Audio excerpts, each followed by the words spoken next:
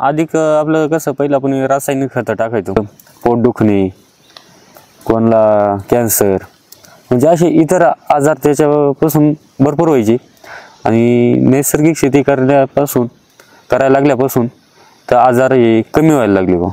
म्हणजे कोणतं आता आमच्या घरांमध्ये कसं कोणी ना कोणी लहान पोरं कोणी ना कोणी आजारी पडत राहायचं, पण आता तसं दिसत नाही बा आम्हाला काही। प्रकरण म्हणजे आमच्या वॉटर संस्था आहे एक, त्याच्या माध्यमातून आम्ही जोडलो। आता गायकवाड सर राहतात, पावडे सर एक राहतात, ते आम्हाला मार्गदर्शन करतात।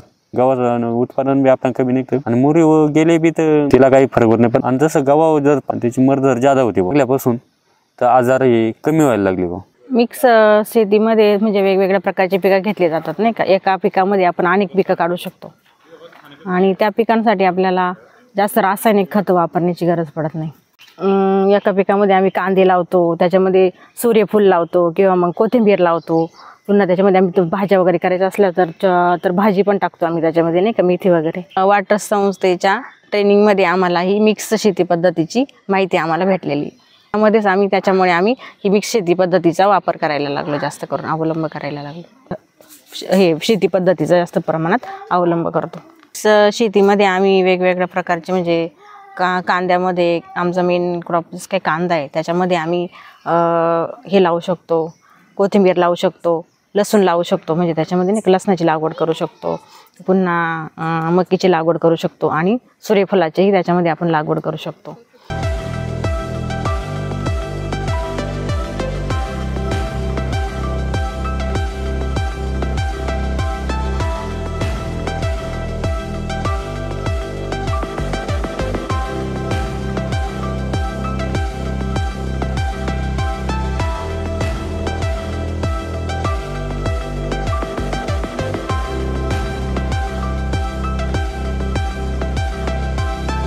याच्या आधी आम्ही रासायनिक शेती पद्धती करत होतो, त्याच्यामध्ये अनेक म्हणजे याच्या अगोदर आम्ही एक पीक शेती पद्धती करत होतो आणि एकच प्रकारचं पीक घेतलं जायचं आणि त्याच्यामध्ये केमिकलयुक्त जास्त फवारण्या वगैरे व्हायच्या आणि त्याने काय व्हायचं की मानवी जीवनावरती परिणाम व्हायचे, वेगवेगळ्या प्रकारचे आजार, कॅन्सरसारखे आजार रासायनिक शेतीमुळे उद्भवायचे।